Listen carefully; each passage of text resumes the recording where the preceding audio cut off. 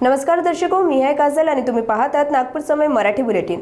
आजच्या या विशेष अंकात आपण घेऊन येणार आहोत देश विदेशातील, राज्यातील आणि आपल्या परिसरातील सर्वात महत्त्वाच्या घडामोडींचा आढावा।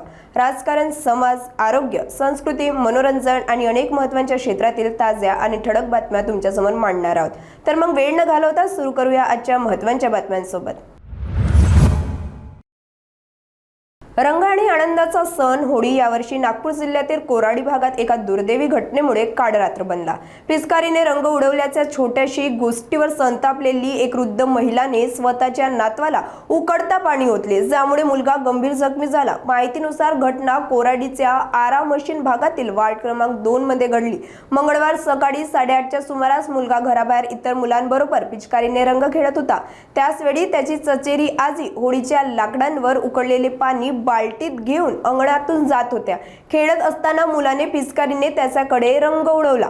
या छोट्याशी गोष्टीवर संतप्त होऊन महिला गडबडीत बाल्टीतले उकडते पाणी थेट मुलावर ओतते। उकडते पाणी पडल्यावर मुलगा वेदनेने जोरजोरात ओरडू लागला। कुटुंबियांनी ताबडतोब त्याला नागपूरमधील एका खासगी रुग्णालयात दाखल केले, जिथे डॉक्टरांच्या म्हणण्यानुसार मुलगा सुमारे 45% जखमी झालाय आणि त्याचा उपचार सुरू आहे। या संपूर्ण घटनेच्या सीसीटीव्ही फुटेज समोर आला आहे। माहिती मिळाल्यानंतर पोलिसांनी प्रकरणाची चौकशी सुरू केली आहे।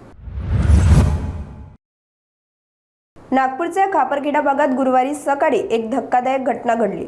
खापरखेडा कोराडी मंदिर मार्गावर असलेल्या शेतकरी सेलिब्रेशन हॉल समोर एका महिला आणि युवकाने मिळून एका व्यक्तीवर चाकूने हल्ला करून त्याची हत्या केली।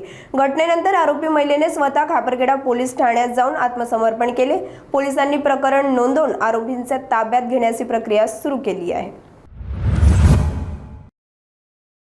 नागपूरच्या पाचपावली पोलीस ठाण्याच्या अंतर्गत ठक्कर ग्राम परिसरात असामाजिक घटकांनी गाड्यांची तोडफोड करून दहशत पसरवण्याचा संपूर्ण प्रकार सीसीटीव्ही कॅमेऱ्यात कैद झाला, ज्यावरून पोलिसांनी मोठी कारवाई केली आहे। वरिष्ठ अधिकाऱ्यांच्या मार्गदर्शनाखाली पाचपावली पोलिसांनी घटनास्थळाचा आढावा घेतला आणि प्रकरणाची गंभीरता पाहता त्वरित पावले उचलली। कारवाईत ठक्कर ग्राम, स्वामीनगर, नंदगिरी रोड, मोचीपुरा आणि खाटिकपुरा परिसरात आरोपींची सखोल चौकशी करून त्यांना कडक संदेश दिला गेला।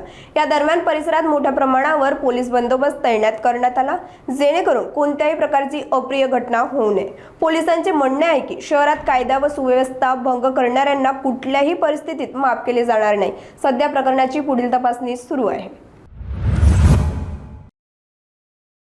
गडचिरोली जिल्ह्याच्या चामोर्शी तहसीलमध्ये पेपर मिलचे कामगार मागील 10 दिवसांपासून साखळी उपोषणावर बसले आहेत। विविध मागण्यांसाठी सुरू झालेले हे आंदोलन हळूहळू तातडीने जोर पकडत आहे, पण अद्याप प्रशासनाकडून कोणताही ठोस तोडगा समोर आलेला नाही। सुमारे 25 वर्षांपासून काम करत असलेले पेपर मिलचे शेकडो कामगार आपल्या नोकरीला वाचवण्यासाठी आंदोलन करत आहेत। सांगितले जातंय की जमीन आणि प्रोजेक्टशी संबंधित निर्णयांमुळे कामगारांसमोर नोकरीचा संकट निर्माण झाला आहे। याच विरोधात सुमारे 400 स्थायी आणि अस्थायी कामगार मागील 10 दिवसांपासून साखळी उपोषण करत आहेत। कामगारांचे म्हणणे आहे की त्यांच्या मागण्यांसमोर ठोस निर्णय होईपर्यंत आंदोलन सुरू राहणार आहे। आता पाहायचं आहे की 10 दिवसांपासून सुरू असलेल्या या आंदोलनाकडे प्रशासन केव्हा लक्ष देतं आणि कामगारांच्या समस्यांचा तोडगा केव्हा निघतो। आजच्या नागपूर समय बुलेटिनमध्ये इतकंच। आम्ही तुमच्यासमोर आणत राहू ताज्या, महत्त्वाच्या आणि ठळक घडामोडी। बातम्या आवडल्या असतील तर नक्कीच तुमच्या मित्रमंडळींसोबत शेअर करा आणि हो, पुढच्या अंकासाठी आमच्यासोबत राहा। त्यानंतर सुरक्षित राहा, जागरूक राहा आणि आपल्या नागपूरवर गर्व करा। मी आहे काजल आणि तुम्ही पाहत होतात नागपूर समय। धन्यवाद।